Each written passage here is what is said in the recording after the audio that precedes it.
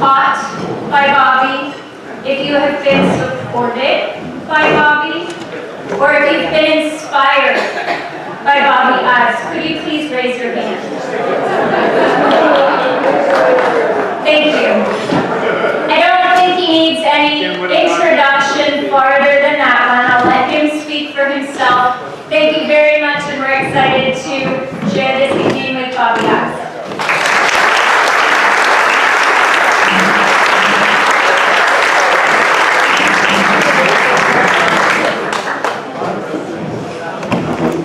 But I understand he has some prompts.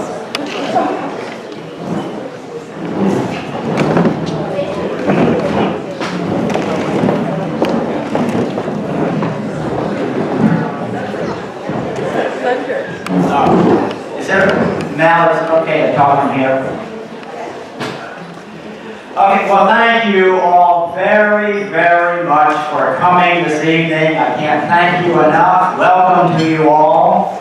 And it's just wonderful to share with you. It feels like a family reunion. But it is a lovely soiree and a lovely banquet supper on behalf of the Carpenters Boat Shop, an organization that I have deeply loved and been totally devoted to for 39 years.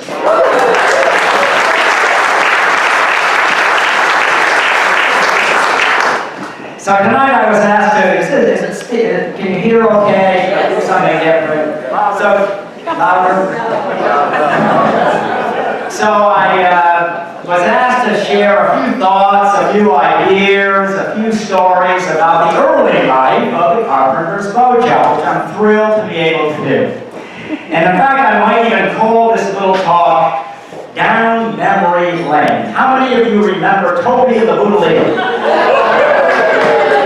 So Toby the Bootlegger, for those who are unfamiliar, was a wonderful NPR host giving a program on Friday afternoons about down memory lane, sharing about the music of the 50s, 60s, and 70s. Tonight I'd like to do the same. I'll share a little bit about stories and different activities. And in fact, what I'd really like to do is speak about some of the early firsts within the life of the boat shop. Like the first apprentice, or the first boat reel order, the first boat order, or the first tragedy of the Carpenters Boat Shop, or the first boat swindle of the Carpenters Boat Shop, or finally the first really wonderful gift to the Carpenters Boat Shop. So let's begin our little verbal journey down memory lane in the life and history of the Carpenters Boat Shop. So on December 28th, 1976. December 28th, 1976. You can all remember where you were at that time. In any event, on December 28th, I went down to Round Pond Harbor to take a boat out to Loud's Island with a very dear friend named Peter Helburn, and we left in his lobster boat. Peter was only on the island for 2 days. He needed a helping hand, so I came off with him. We did some jobs around Damariscotta, and then we were headed back to the island. So it was December 28th, and we left the harbor at 5:30. The only problem with all of this was that it was December 28th. It was about 15 degrees. It was 5:30. It was dark. It was also snowing, and the winds were blowing about 25 to 30 knots. But aside from that, it was a great night.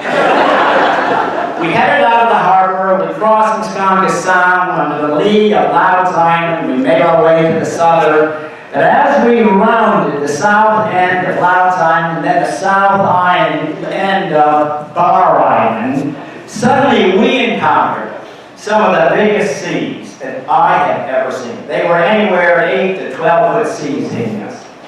And in the darkness of the night, with the snow pelting on us, with these enormous waves even hitting us broadside from time to time, we got off course. At one point, a wave lifted us up, anywhere 8 to 10 feet high, and dropped us, but didn't drop us back into the sea. We were dropped onto a ledge.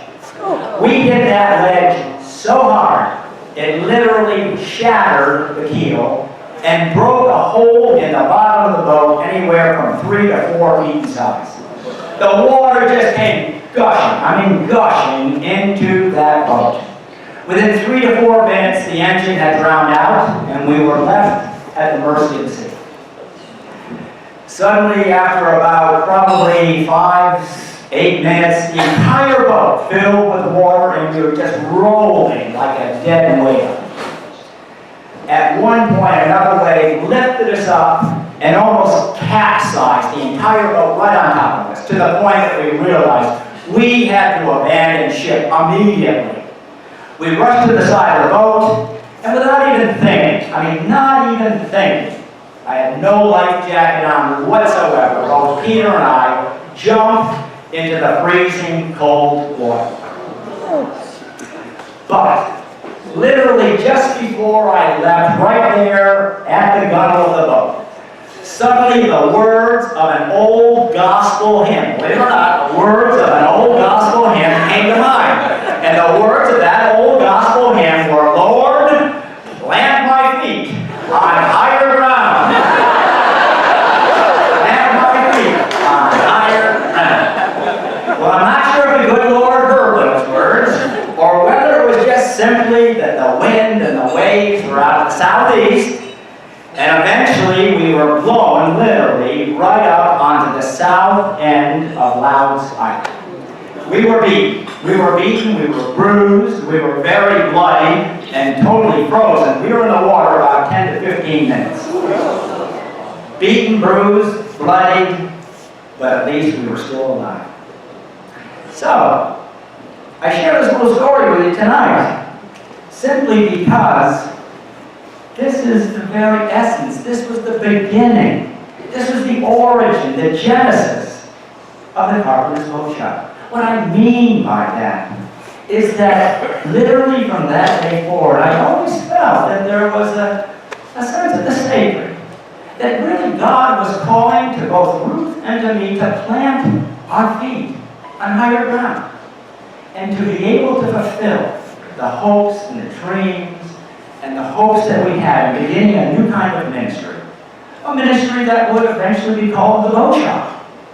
And what was that ministry? What was that boat shop all about? It was just simply a place, a home, a community in which anyone and everyone could come and be in this place to help plant their feet on higher ground of dignity and integrity, on the higher ground of hopefulness and courage, to have the courage to live life worth living, to have the courage to live life with meaning and purpose and peace, both present day and forevermore. So that very terrifying evening on December 28th became the spiritual birth of what would eventually be the Carpenters Boat Shop. So that's the preamble. So now let's just talk about the boat shop. The early boat shop life was some of the first firsts.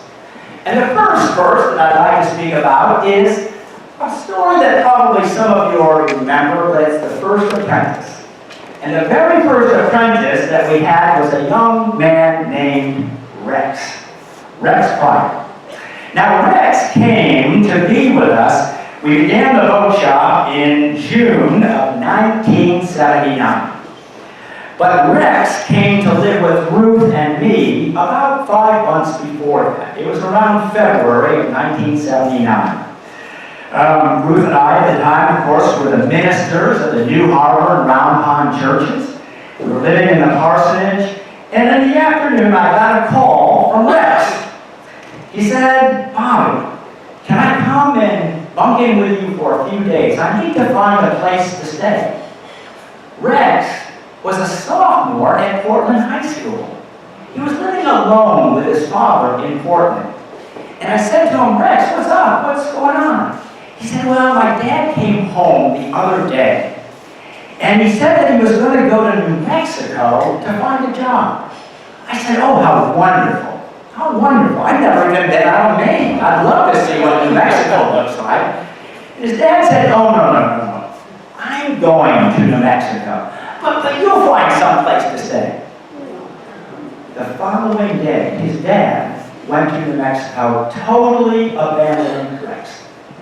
Rex called me that afternoon, said, can I bunk in with you for a few days? And Rex ended up bunking in with us for 2.5 years. So because he was with us that 5 months before the boat shop, when we moved out to the boat shop, Rex was with him. So he was our first apprentice. And he was a wonderful apprentice. He of course went to Lincoln Academy, but every day he never went out for sports or extracurricular activities. He came right back to the boat shop. And it was he who really helped me so much in changing over Ed Penman's old chicken barn into a real boat shop. He shoveled so much of that chicken manure out of that barn. He helped build new chimneys. He helped build benches and stands. So it was Rex who was my right-hand person, and he ended up actually building a number of those. But Rex, after 2.5 years with us, then graduated from Lincoln Academy and said to me, I think I want to be a fisherman like my grandfather from Lowndes Island. I said, Rex, that would be wonderful, but you better reconsider that, because he was always fighting with his older brother. His brother was a fisherman. They were always in competition with each other that way. I said, why don't you think about doing something a little different? You love the sea, maybe you should join the Coast Guard. Well, he thought about it and said, well, maybe I'll give that a try. And indeed, Rex did join the Coast Guard for 4 years. He loved it so much, he ended up spending another 16 years in the Coast Guard, 20 years in the Coast Guard. But 10 years into the Coast Guard, one day we got a knock on our door. I knew it must be a stranger. No one ever knocks in the boat shop.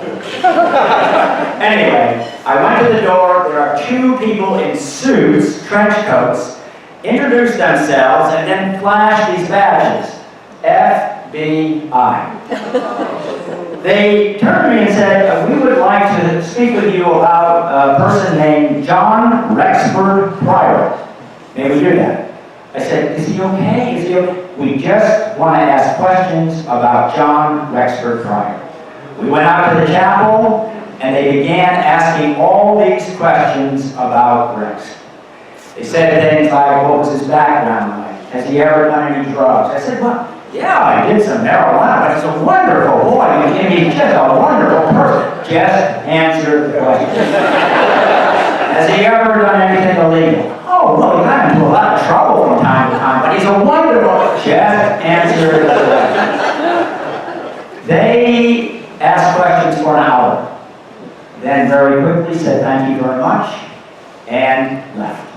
I had no idea what they wanted.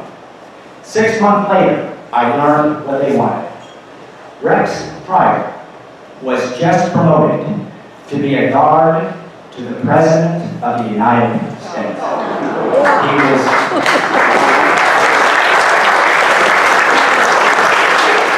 Whenever George Herbert Walker Bush came to Kennebunk Court, Rex was right there on the wall. And he not only guarded him, but he took him out fishing and on voyages and everything else. And the even better thing about the whole story is that when Rex retired from the Coast Guard, he is now a lobster fisherman in Friendship, Maine.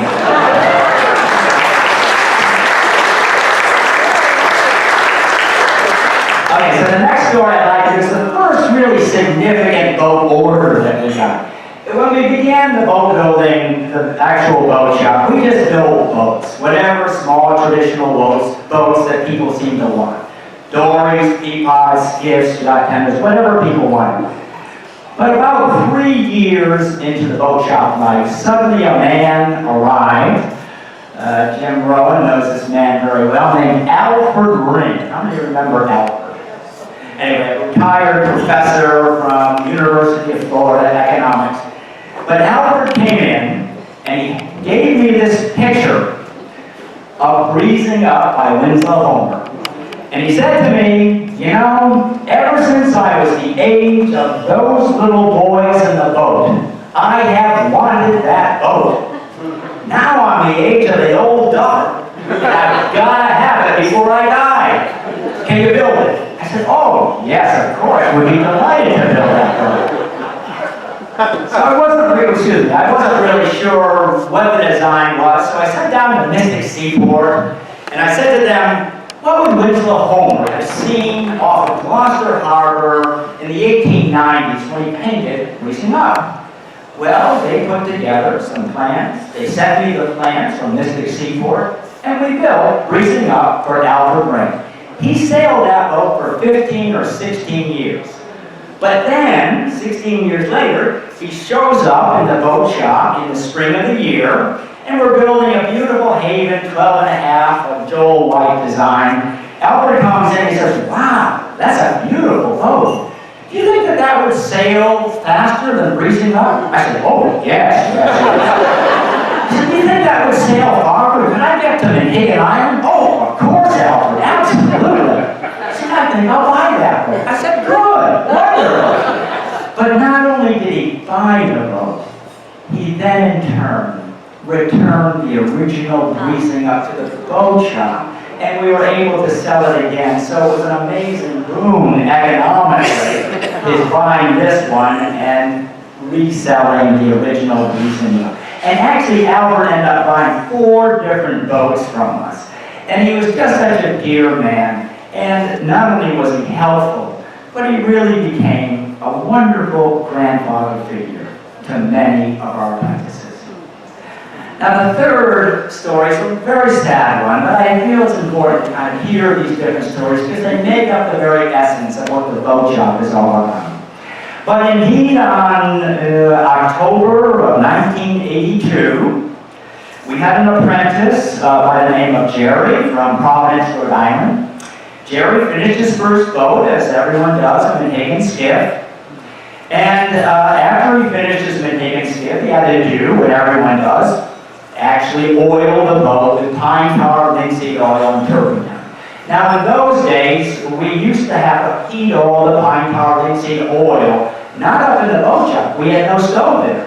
So we would go down to the kitchen, put this oil on the kitchen stove, and the instructions always were, never leave that pot unattended. So Jerry came down, I told him all about it. I said, Jerry, make sure you stay right here. So he did. Turned the stove on, heating the pine tar, linseed oil, and then needed a cigarette. Goes outside, smokes a cigarette, second cigarette, gets waylaid. Ruth, meanwhile, is upstairs with Jonathan, who, Jonathan at the time, you were 6 months old. Would you stand up because you weren't quite as big as that? In any event, Ruth was upstairs with Jonathan. Ruth smells this burning downstairs. She runs, she puts Jonathan in a backpack, runs downstairs, sees the boiling oil frothing over onto the stove, runs in, turns the stove off, and just as she does, it explodes, literally in her face.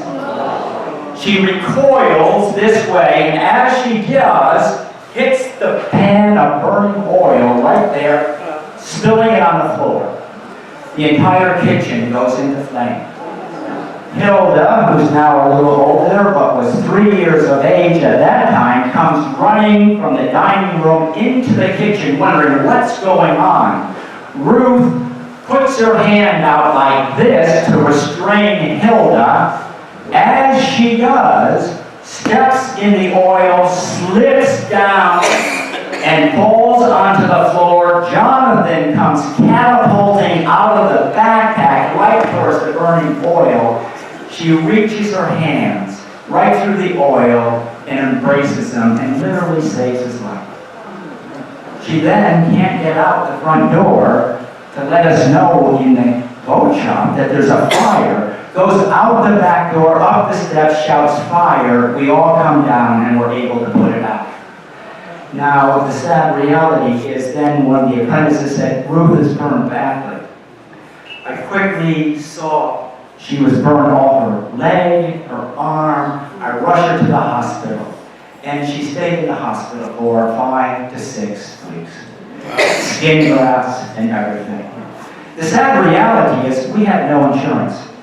We didn't have enough money for insurance. We didn't have insurance on our lives, on the boat shop, nothing. But the real silver lining of all of this is the fact that from that day forward, wherever I went, whether it was Pool Brothers or Hen's Garage or Reg Riley's grocery store, I would see these little kinds of bins around and little kinds of jars that would say on every one of them, please contribute to the Ruth Ives Hospital Fund. And it was just so reassuring to be able to live in such a thoughtful and caring and wonderful place like this area.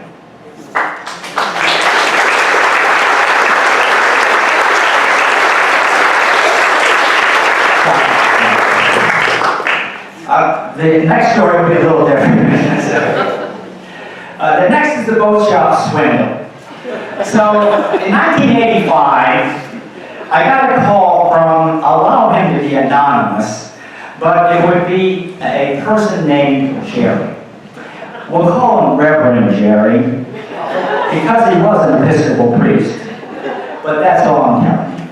Anyway, Reverend Jerry called me and said, could you ever fix my Cape Cod knockabout? Cape Cod knockabout is an 18-foot day sailor, beautiful centerboard trunk, lovely boat. He said, it's been in my family for 70 years. I need to have it rebuilt. I said, well, bring it up. We'll take a look at it. He did. Drove it up from New Hampshire. Drove in, and we looked it all over. He said, I'd like it all rebuilt so I can sail it again with my family. He said, but the only problem is I only have $2,500. Can you do it for $2,500? I said, wow, I don't know, but we'll give it a go. We'll give it a go. So we did. For 3 months, we worked on that Cape Cod knockabout. We had a great time doing it, and indeed, we rebuilt the whole boat. Called Jerry, said, your boat's done. He came up. He was thrilled with what we had done. For some reason, though, he had forgotten his checkbook. Anyway, he's a minister, so I said, okay, just send the check as soon as possible. A week went by, 2 weeks. 2 months later, finally a check arrived. $2,000 he paid. Not $2,500, which was the bill. $2,000. I quickly zipped him a note and said, Jerry, $2,500. We really need it badly. I heard nothing from him. I would send every 3 months a little note, Jerry, I need about $500. Nothing. 2 years later, I finally get a letter from Jerry. And in the letter was a check. Not $500, $600. And a letter that says, Dear Bob, I am very sorry for not paying my bill. But you see, God just told me that I had made a mistake doing that. And God wants me to repay that bill. And He told me that in a very dramatic way. You see, about a week ago, my sailboat was there in a marina on Lake Winnipesaukee. And for some reason, that marina was struck by all kinds of lightning, but my boat was the only boat hit by lightning, which hit the mast, came down, blew 2 holes in the chain plates, and sank my boat right to the bottom of Lake Winnipesaukee. So I am giving you that $500 plus another $100. And will you repair my boat?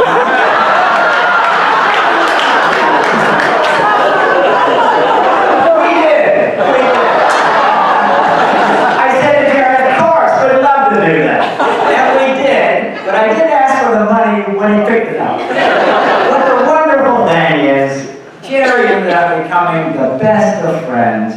He ended up also doing his ministerial sabbatical for 2 months at the Carpenters boat shop. But also, special blessings came because his daughter, Claire, also ended up coming and becoming a wonderful apprentice. Now, the last story, I'll make it quick. The last story is a wonderful one, very dear friend. It's about a wonderful gift given to us. How many of you know Dick Stickney? Dick and Claire Stickney? Okay, anyway, Dick and Claire Stickney were dear folks, came from Massachusetts. They retired to Maine around 1984, 85. And Dick worked for some company called Dow Jones or something like that. Anyway, Dick was a lover of boats. He had come from Gloucester originally. He loved dories, and he would always come to the boat shop and just talk to the apprentices. He just loved the boat shop a lot. And one day he said, you know, could you ever build me a boat I've always wanted? It's a beautiful old 20-foot power dory. I said, sure, that'd be wonderful. We'd love to do that. So we started this dory. He would eventually call it Codfish. And in any event, we started in September, and around May, we had finally finished Codfish. So just before launching, Dick came over. I might mention that Dick would come every single day. I mean, he never missed a day. He would always come to the boat shop from September to May to watch the apprentices build it and love to talk with them. He only would come 10 or 15 minutes at the most. But anyway, he would always come. He'd always bring donuts or chocolate eclairs. I think each apprentice gained at least 10 pounds that year. But anyway, in May, the boat was all finished. So Dick came over early on the day of launching. We got chatting, and then he turned to me and he said, you know, this is one of the saddest days of my life. I said, Dick, how could it be the saddest day of your life? He said, you see, I no longer have any excuse to come to the boat shop. I have so loved being with the apprentices, talking with them, watching what they do, and now I have no reason to come. I said, Dick, you're totally wrong. You see, this is the day that you have been just appointed to the board of directors of Carpenters. So you now have to come on a regular basis. So, sadly, Dick died about 7 or 8 years later. He died of a heart attack. And a couple of weeks after he died, Claire, his dear widow, came to me and she said, you know, literally 2 weeks before Dick died, he reminded me that if anything ever happened to him, that Codfish had to go back to the apprentices of the Carpenters boat shop to simply say thank you. Thank you for the joy and the happiness that the apprentices had brought to him. And he just wanted to share that with all the apprentices of the boat shop. So the stories of the boat shop go on and on. They're stories of great joy and sadness. They're stories of fair winds and certainly stormy weather. But my one hope and prayer always, my true one hope and prayer always, is that anyone who comes to the boat shop, whether they're an apprentice, or whether they're a guest, or whether they're a visitor, or whether they're a stranger, my hope and prayer is that each might be able to place their feet on higher ground. On the higher ground of kindness, on the higher ground of compassion, and on the higher ground of deep and abiding love. So thank you all for coming. Blessings on you all, and blessings.